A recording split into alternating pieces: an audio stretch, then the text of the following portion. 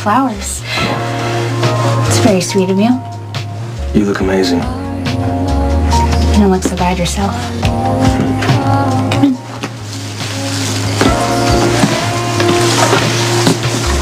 Well, if your culinary skills are even close to your ability to set a mood, you're in for a treat. Well, actually, I didn't make dinner. I thought that was the point.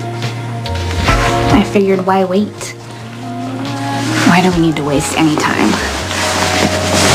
Which do you prefer? The couch? The floor? Or just standing up? What's gotten into you? I'm just trying to help you out. I mean, isn't there $100 on the line if you get to nail the woman with HIV? I'm not sure what's going on here. What was I unclear about? You're the guy who's always up for a challenge, right? Hey, I have an idea. Why don't we up the ante and do it bareback? What's the matter? The risk of catching HIV from me a little too much of a challenge for you? If we were to have sex, it wouldn't be unprotected. I'd use a latex condom and spermicidal jelly, and since your viral load is undetectable, the chances of me contracting HIV are minimal. Great, you've done your homework, so what are we waiting for? It's not your medical status is slowing me down. It's your unusual method of foreplay. Call me crazy, but it doesn't particularly turn me on to be badgered and accused the minute I walk in the door.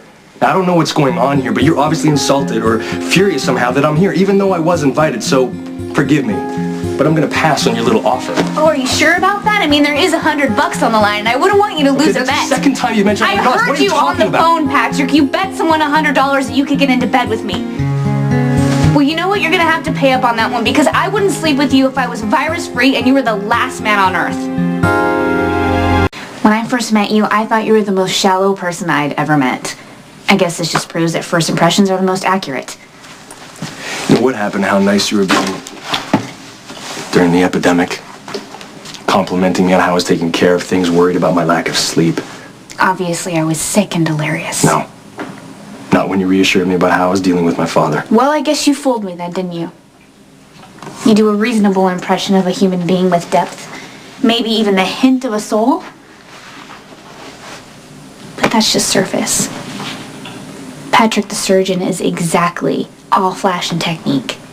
The very qualities that make it possible for you to cut into somebody's brain, arrogance, lack of empathy, the inability to connect, make you the soulless jerk that you truly are. I'm really sorry you heard my side of the conversation. I bet you are.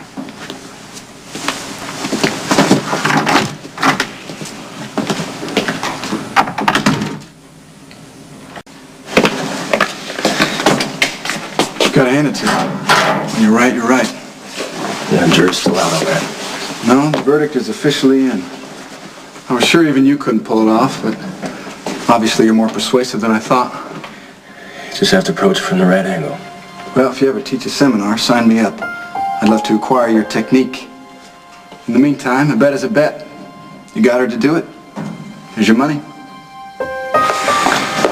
This is one bet I'm happy to lose. You did a good thing, Patrick. My patient desperately needs his surgery, and her mother was terrified to consent. Well, understandably so. Child needing brain surgery is never easy for a parent.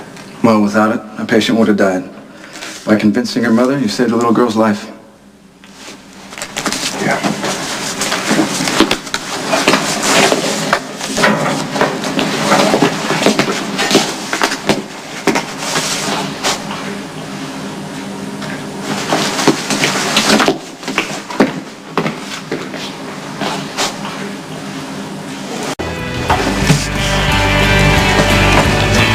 Game.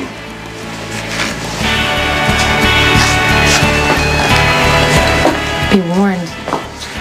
I'm good. Well, I'm already up $100 tonight, and as good as you think you are, so much better. Excuse me, Brendan. Have you seen Patrick? I need a surgical consult. He left. Said something about having a beer at Jake's.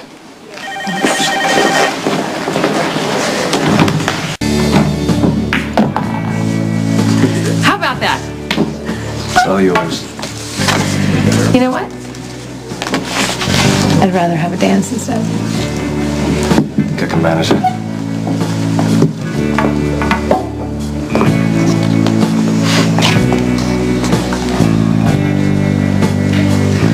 Still haven't told me what brought you here tonight. Oh, Jake's place that I used to be able to come for a game of pool. Spin around the dance floor, and a cute boy that didn't ask a lot of questions. Well, this is me shutting my trap.